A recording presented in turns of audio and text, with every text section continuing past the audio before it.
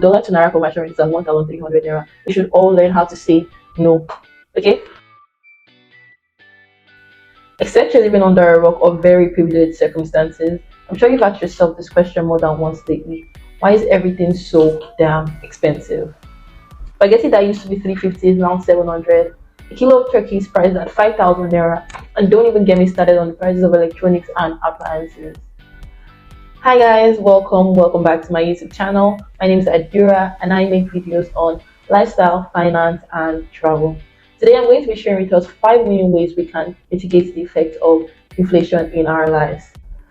Thinking about the state of the economy can be crippling, and I've certainly had my fair share of disappointment. But education is power, which is why you need to be subscribed to my channel so that you can gain access to knowledge and insights that can help you improve your personal finances. In this video, I share 5 winning ways that you can help deal with inflation, and the fourth step that I share is a complete game changer. So if I were you, I'll listen to the end of the video so that I can benefit from all the valuable insights that I shared. Step number 1, seek to increase your income. And before you come at me, I understand that this is much easier said than done. But let's look at the alternative, which is doing nothing. That is much worse. So we can choose to go the route of reducing our expenses, but let's be honest, our expenses are growing at a far exponential rate than our income, especially with the current naira to dollar conversion rate at 1,300. There's only so much you can reduce till you reach a breaking point, which is why trying to increase your income is the best case scenario. Increasing your income can be done in two ways. That is seeking out active or passive income. Active income is the kind of income you get when you trade your time and skills and experience for money, while passive income is basically income you get while you are sleeping, as we like to say. So it's income you can get from your investment. I also saw a quote on Twitter which I'd like to share with us. I can't really remember what it says word for word, but it's just basically telling to the situation where instead of thinking of how you can reduce your income, how you can reduce your expectations, how you can reduce your wants and needs in life, you should aim and seek to increase your income so that you can be able to afford the things that you want. And I think that is a really good practice moving forward. Step number 2, scale up and invest in your future. This point definitely ties into the first step that I just explained, because how do you actually increase your income? You increase your income by having more to offer the world, and you have more to offer the world by learning skills that is actually in demand. So you can choose to learn skills that are more traditional, which is like braiding, lashes, makeup, making shoes and bags. Those are never going to go out of style because these are essential commodities that every human needs on a day-to-day basis. Or you can choose to go the education or technical role, which is a technical path, which is immersing yourself in courses, learning things like product design, front end, back end, cybersecurity. These are also in-demand skills that I don't see going anywhere anytime soon. Third step to take, which can also help us mitigate the effects of inflation, is building a budget and sticking to it. I mean, I understand that you can want to buy something today, and while the price might be 200 or 300, you can go the next day and it's almost like 400 to 500 naira. So, how do you help yourself? First of all, you have to be flexible and understand that you are not responsible for the price changing and anything can happen.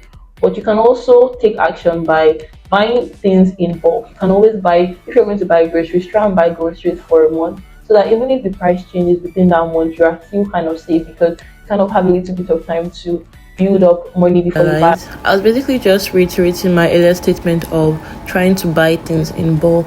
If you can buy things a month in advance, it's awesome. If you can buy 3 months, 6 months, a year, that's even better. This ultimately saves you from buying things at a more expensive rate when the price inevitably goes up. Step number 4, saving in foreign currency.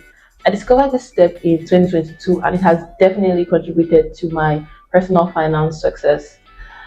We can't lie, we can't ignore the fact that dollar definitely affects us in our country. Even though dollar is not like the currency that we spend the most, it does affect and impact us. Right now, dollar to naira conversion rate is at 1,300 naira. This basically means that if you had 100,000 naira as at last year, the scale of 100,000 naira is not the same value of 100,000 naira as at this year, January 2024.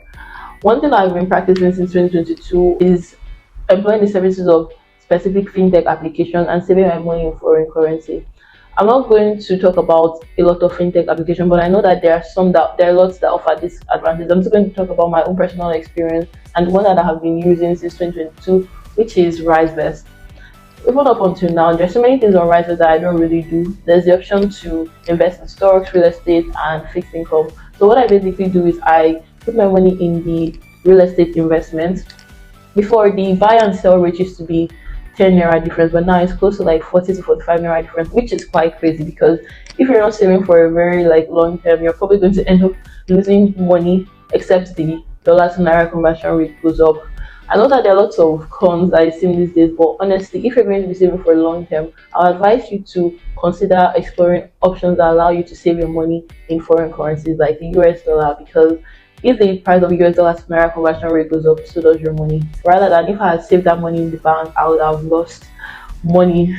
I mean, definitely, I know that there are some kind of trust issues that people have with fintech applications, but just research a particular fintech application before you decide to put your money in them as well. Well, I'll recommend Rise because I've been using it for 2 years now and I don't have any problem with it. I'll also leave my referral code somewhere on the screen so that you can use it if you do open an account. Step number 5, which is my last and final step, is to adjust your spending priorities. Let's be honest, there are lots of things that you could probably do before that you're not going to be able to do right now. These things could include ordering food every other day, going out every weekend. With the rate of inflation, there are certain lifestyle adjustments that you kind of have to make and just basically create a spending priority. So if you're someone that eats other food every other day, every day, you can start ordering it maybe like 3 times a week instead of 5 times a week. If you're someone that goes out every month, you can start going every 2 weeks instead of every week. You can just try and mitigate certain expenses because the cost of going out January 2023 is not the cost of going out as at January 2024. It can even show it's even showing in the current ride and Uber fares that we are seeing. So adjusting your spending priorities is definitely a very good way for you to mitigate the effects of inflation that we're currently facing. And that's a bonus tip for you guys because I love you guys so much. This is going to sound quite strange, but it's simple. I think we should all learn how to say no. Okay? No. So whenever you are asked to do something and you know that you cannot afford it, I don't know, people feel like either this pressure to please people or this pressure or this embarrassment that okay, I cannot afford certain things, which is very wrong because there's nothing wrong when you say no, I'm not going to order food because I cannot afford it. No, I'm not coming out to the party because I cannot afford it. I really feel like everybody should employ the act of saying no whenever something is going to be inconvenient for you or whenever something is going to exceed your budget or be much more than you expected. Learn to say no. Okay? Anxiety and money worries are real, and while it is completely impossible to get rid of them, you can help yourself get better at managing them by watching videos like this and implementing all the steps that I listed in this video. I hope that I was able to add value to your life in some way or the other by one of the steps and by all the steps that I listed. And I hope you really did enjoy this video. If you did, give it a thumbs up. Also share this video to friends, family, siblings, anyone you think that could benefit from this video. Subscribe to my channel and I'll catch you in the next one.